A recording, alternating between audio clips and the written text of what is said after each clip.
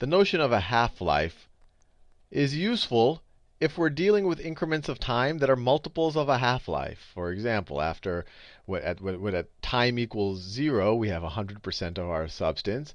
Then after time equal 1 half-life, we'd have 50% of our substance. At time is equal to 2 half-lives, we'd have 25% of our substance, and so on and so forth. So if I say that 3 half-lives have gone by, and in the case of carbon, that would be what, roughly 15,000 years, I can tell you roughly or almost exactly what percentage of my original element I still have. In the case of carbon-14, I'll tell you what percentage of my original carbon-14 has not decayed into nitrogen as yet, nitrogen-14. And that's useful, but what if I care about how much carbon I have after half a year, or after half a half-life, or after 3 billion years, or after 10 minutes? What if I want a general function as a function of time that tells me the number or the amount of my decaying substance I have? So that's what we're going to do in this video. And it's going to be a little mathy, but I think the math is pretty straightforward, especially if you've taken a first-year course in calculus. And this is actually a pretty neat application of it. So let's just think a little bit about the rate of change, or the probability of, or the number of particles that are changing at any given time. So if we say the difference, our change in our number of particles, or the amount of particles in any very small period of time. What's this going to be dependent on? This is the number of particles we have in a given period of time. This is our rate of change. So one thing, we know that our rate of change is going down. We know it's a negative number, right? We know that in the case of radioactive decay, I could do the same exercise with compounding growth, where I would say, oh no, it's not a negative number. That our growth is dependent on how much we have. In this case, the amount we're decaying is proportional, but it's going to be the negative of how much of the actual compound we already have. Let me explain that. So what I'm saying is, look, our amount of decay is proportional to the amount of the substance that we already are dealing with. And just to maybe make that a little bit more intuitive, imagine a situation here where you have 1 times 10 to the 9th. You have a billion carbon atoms. And let's say over here you have 1 times 10 to the 6th carbon atoms. And if you look at it over some small period of time, let's say if you look at it over 1 second, let's say our dt is an infinitesimally small time, but let's say it's a change in time, it's a delta t.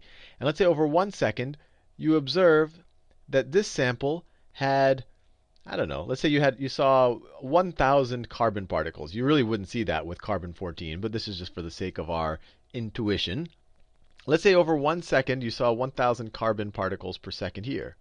Well, here you have 1,000th of the number of particles in this sample as this one.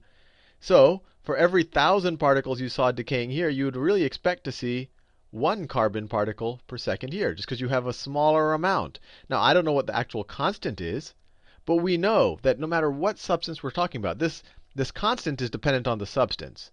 Carbon is going to be different from uranium, is going to be different from, we looked at radon. They're all going to have different quantities right here. And we can see that we'll actually do in the next video. You can actually calculate this from the half-life.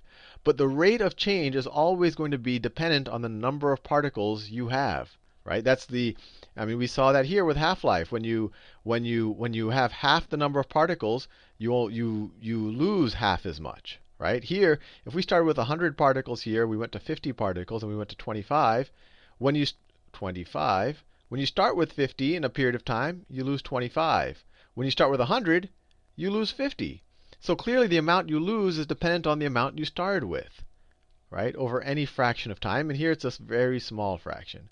So what I've set up here is really a fairly simple, but it doesn't sound so simple to a lot of people if you say it's a differential equation.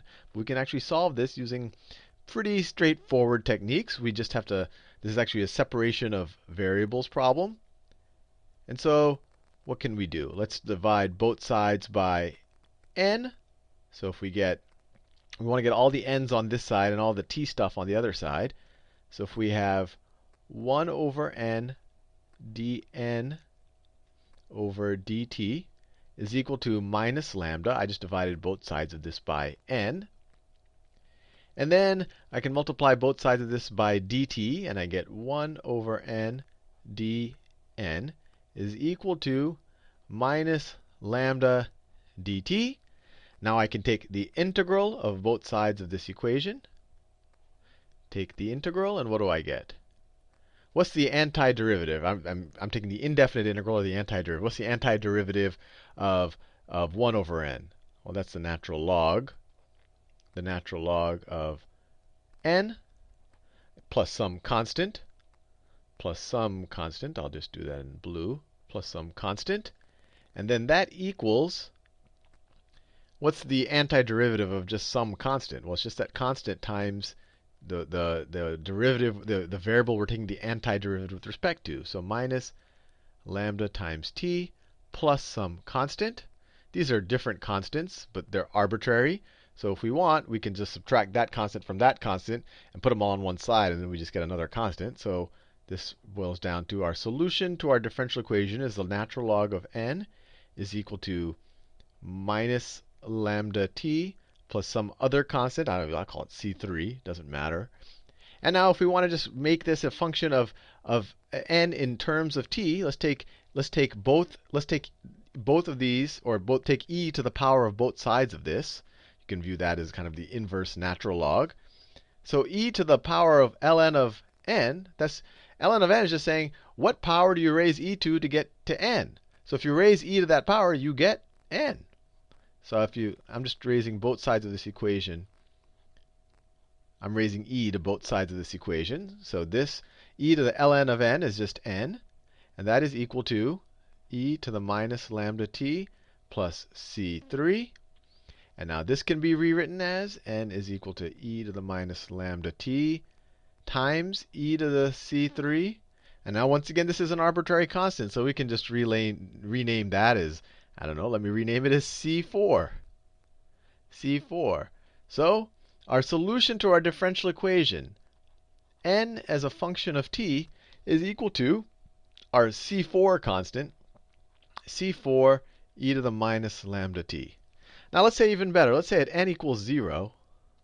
Let's say that at n equals 0, we have n sub 0 of our sample. That's how much we're starting off with. So let's see if we can substitute that into our equation to solve for C4. So we say at n sub 0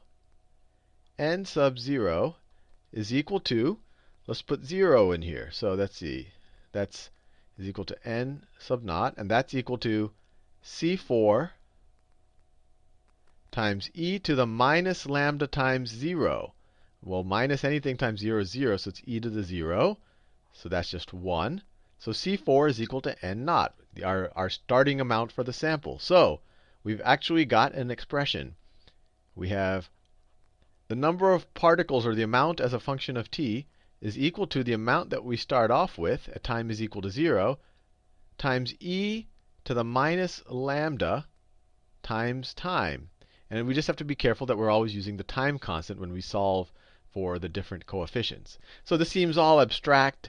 How does this relate to half-life? Well, let's just try to figure out this equation for carbon.